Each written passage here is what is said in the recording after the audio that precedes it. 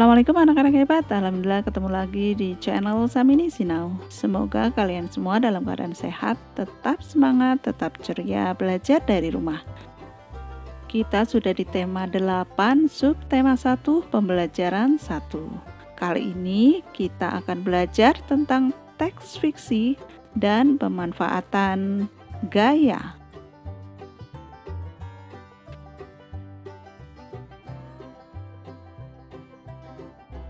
Tujuan pembelajaran kali ini adalah peserta didik dapat menuliskan tokoh-tokoh yang terdapat pada teks fiksi dan pemanfaatan gaya. Teks fiksi adalah rekaan atau khayalan pengarang. Isi cerita dapat murni berasal dari khayalan pengarang, tetapi juga dapat berdasarkan fakta. Cerita fiksi yang dikarang berdasarkan fakta diperoleh dari berbagai pengalaman, baik pengalaman diri sendiri maupun pengalaman orang lain. Kemudian pengalaman tersebut diolah menjadi bahan cerita menarik. Unsur-unsur teks fiksi ada tokoh, tema, alur, latar, dan amanat. Yuk kita pelajari satu persatu tentang unsur-unsur teks fiksi. Tokoh adalah pelaku cerita atau sesuatu yang mengalami peristiwa di dalam suatu cerita. Tema adalah dasar cerita atau sesuatu yang menjadi pokok terbentuknya suatu cerita. Alur adalah rangkaian peristiwa atau kejadian yang terdapat dalam suatu cerita. Latar adalah keterangan yang menjelaskan keadaan atau suatu cerita. Latar dalam teks fiksi terbagi menjadi 3, yaitu latar tempat, latar waktu, dan latar suasana. Amanat adalah pesan yang terkandung dalam suatu cerita. Nah, ini adalah ciri-ciri cerita fiksi. Merupakan cerita rekaan atau cerita nyata yang diolah oleh pengarang, bertujuan untuk menghibur dengan menceritakan suatu peristiwa dan disajikan dalam alur cerita, juga menggunakan bahasa yang komunikatif. Jenis-jenis cerita fiksi. Jenisnya ada cerpen, yaitu cerita pendek yang berisi cerita tokoh pada suatu kejadian.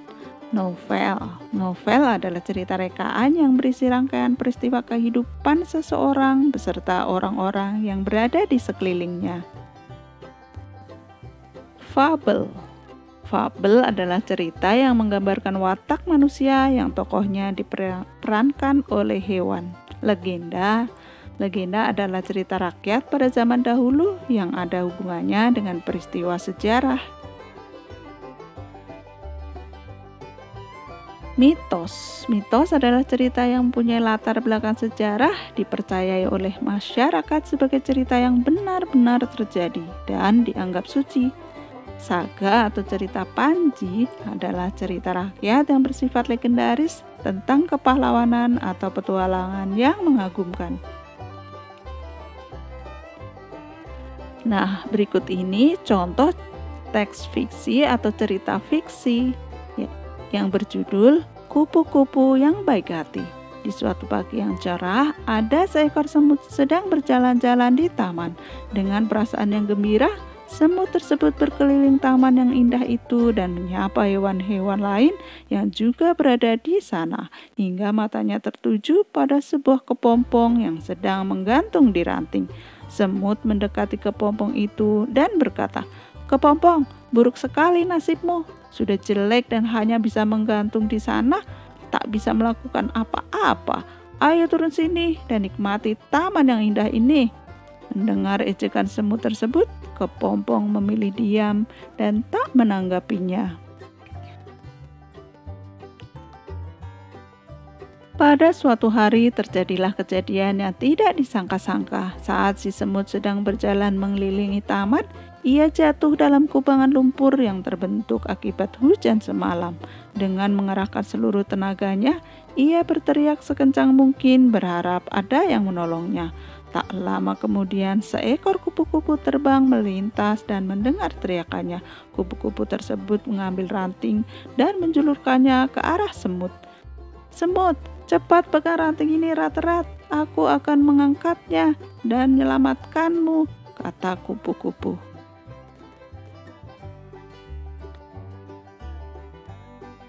Dengan sekuat tenaga, akhirnya kupu-kupu berhasil menarik ranting itu dan berhasil menyelamatkan semut.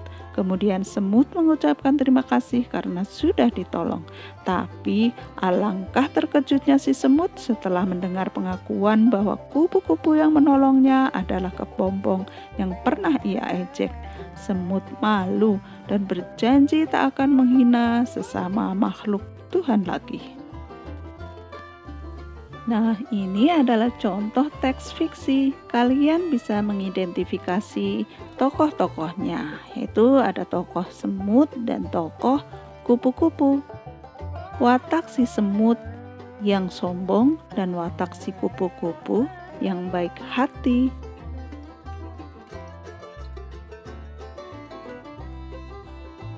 Nah, sekarang kalian perhatikan gambar ini. Ini adalah si Udin yang sedang mendorong meja. Dan Udin yang juga sedang menarik meja. Saat Udin menarik dan mendorong meja, maka Udin sedang melakukan gaya. Jadi, gaya itu apa ya?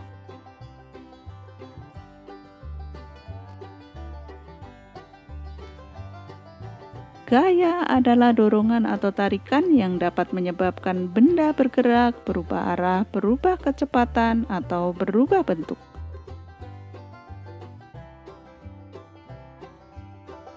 Apa yang dimaksud dengan gerak? Gerak adalah perpindahan kedudukan suatu benda terhadap benda lainnya, baik perpindahan kedudukan yang mendekati maupun menjauhi suatu benda atau tempat asal akibat benda itu dikenai gaya. Nah, sekarang ayo mencoba untuk membuktikan gaya.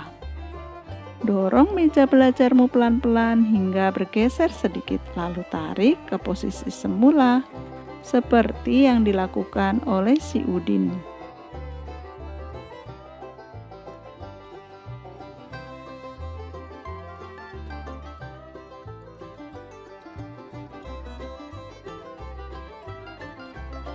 Nah, apa yang terjadi pada meja saat didorong? Saat didorong, meja bergerak ke depan atau menjauhi pendorong.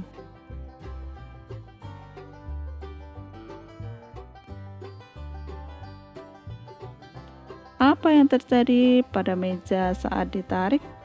Saat ditarik, meja bergerak ke belakang atau mendekati penariknya.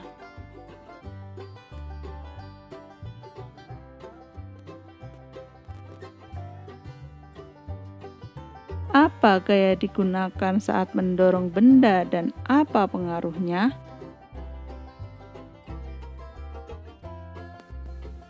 Ya benar, gaya otot.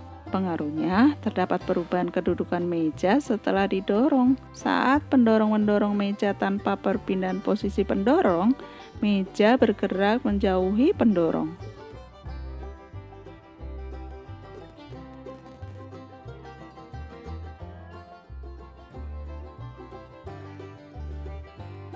Apa gaya yang digunakan saat menarik benda dan apa pengaruhnya?